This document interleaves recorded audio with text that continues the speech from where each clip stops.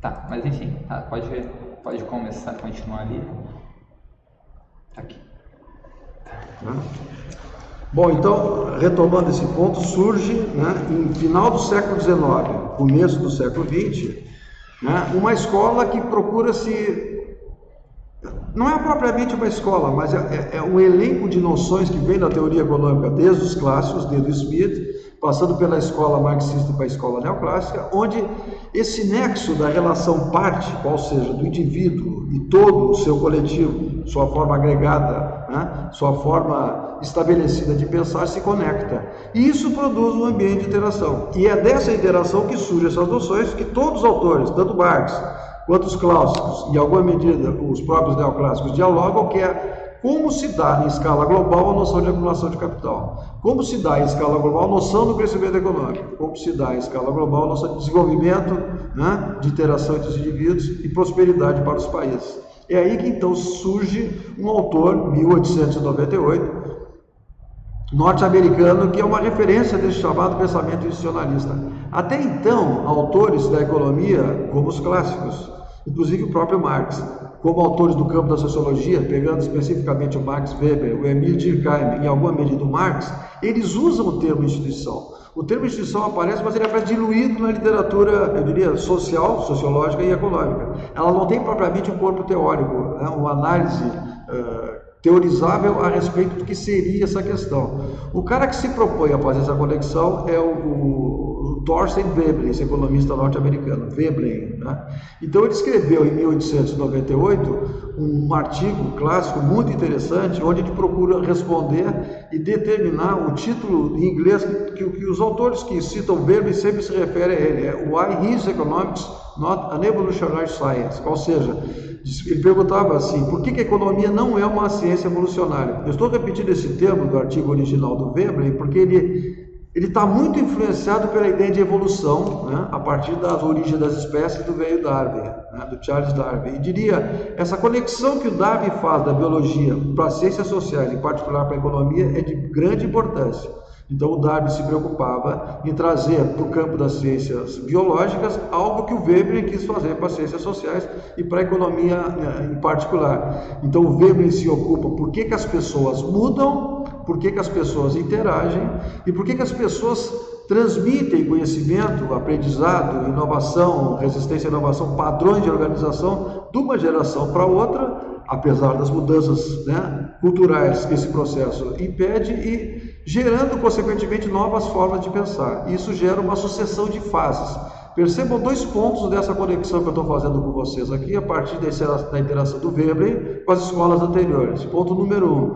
Veblen interage com os indivíduos, tá certo? Que nas suas ações repercute do seu todo, que são as instituições do plano coletivo, e também dialoga com essa ideia de mudança das estruturas, ou seja, aquela coisa que o Marx dizia, que o capitalismo é intrinsecamente instável, portanto cíclico, eu tenho que dotar esse instrumento cíclico, oscilatório da natureza do próprio processo capitalista, como algo inerente à inserção que os homens têm nesse processo de mudança capitalista. Então é isso que justifica em grande medida o chamado institucionalismo webleniano. Por que o Weber dizia que a economia não é uma ciência evolucionária? Porque nessa época, em 1898, ele via surgir no outro lado do continente, ele era norte-americano, lá na Inglaterra, digamos assim, os ensaios, né? Os enxertos de montagem e da consolidação da escola neoclássica, lá do Marshall, do Walras, do Pigou, a partir de uma ideia bentaniana, do Bentham, que os indivíduos tinham utilidades a serem, em vez do valor trabalho, o valor utilidade emergiu como uma noção central na decisão dos indivíduos de consumir e de trocar. Então essa coisa do Bentham, do utilitarismo, começou a montar a lógica da curva de diferença, do ponto ótimo, da ideia do Pareto, que o ótimo individual é o ótimo coletivo, e se incomodou muito Veblen. Por isso que ele dizia, a economia não é uma ciência evolucionária, porque uma ciência evolucionária não pode partir do ponto que todos os indivíduos são iguais, são homogêneos, são racionais e tomam decisões ótimas, porque esse processo de otimalidade não está no ambiente evolucionário, pegando a ideia do Darwin, quer dizer, é impossível pensar que as espécies evoluem porque elas estão buscando, quer dizer, teleologicamente um fim da própria espécie pré-determinado, teleológico, finalístico e que garantiria êxito, né, no processo de evolução. essa noção definitivamente não é evolucionária. Essa noção definitivamente é neoclássica. Os neoclássicos, nesse ponto, são teleológicos, são finalísticos, porque eles garantem que se os indivíduos são racionais, a sociedade está condenada a ser também racional e ótima. Esse ponto de discordância é total do pensamento tradicionalista. Aí a coisa começa a tomar forma. Portanto, o tradicionalismo, quando surge no final do século XIX, ele já surge como oposição ao neoclassicismo. Hoje, há escolas tradicionalistas, daqui a pouco nós vamos falar dela, que se dizem neoclássicas. Eu vejo isso como um paradoxo metodológico. São, do ponto de vista epistemológico, inconsistentes porque parte de princípios ou de escolas de pensamento totalmente diferentes, como diz essa análise que o Schank está propondo aqui. Embora ele não se debruce muito na questão metodológica, mas nessas diferenças conceituais ele tem bastante claro, bastante preciso. Bom, então é aí que o Veblen diz que o indivíduo não pode jamais ser inerte, imutável e passivo, como é esse indivíduo que a escola neoclássica inventou. O indivíduo tem que ser, na sua interação e na sua complexidade na qual ele está imiscuído, vamos dizer assim, interagindo no processo de amplitude social, tecnológica, cultural, histórica e humanitária, onde só é possível de ser entendido tal qual um ambiente evolucionário, como aconteceu na biologia, na evolução das espécies. As espécies evoluem porque interagem com o seu macroambiente, né, sistêmico, o macroambiente evolucionário, que assegura nesse espaço global as mudanças. Ou seja, no ambiente evolucionário, as espécies somadas não geram o coletivo do agrossistema, ou do sistema ecológico, do sistema ambiental como um todo.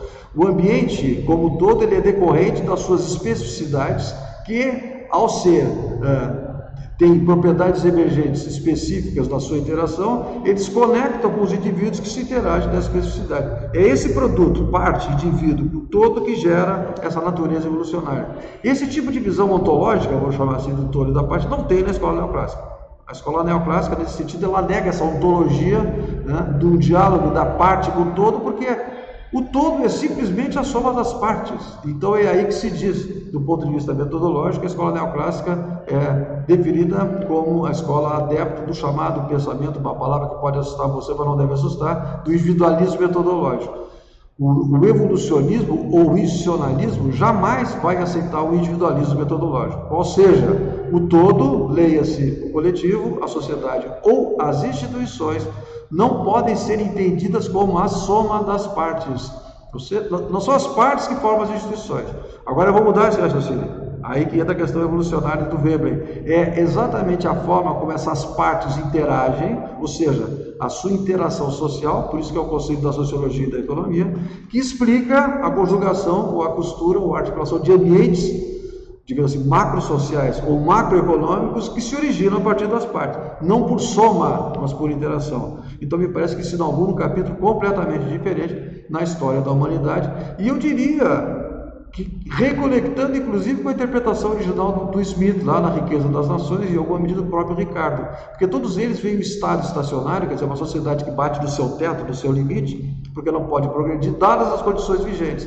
Há que se fazer novas condições, portanto, reestruturações nesse ambiente, para que a economia volte a ter percalços e novas trajetórias de crescimento. O Marx pega isso aí muito bem, na medida em que ele constitui esse ambiente, né, a partir da filosofia hegeliana, que ele adota do materialismo histórico, mas ele também tem muito presente essa ideia datada, histórica, de circunstâncias que produzem o ambiente que bate e funciona até o limite que pode funcionar, gerando nas crises necessidade de novas fases de restauração e de reconstrução.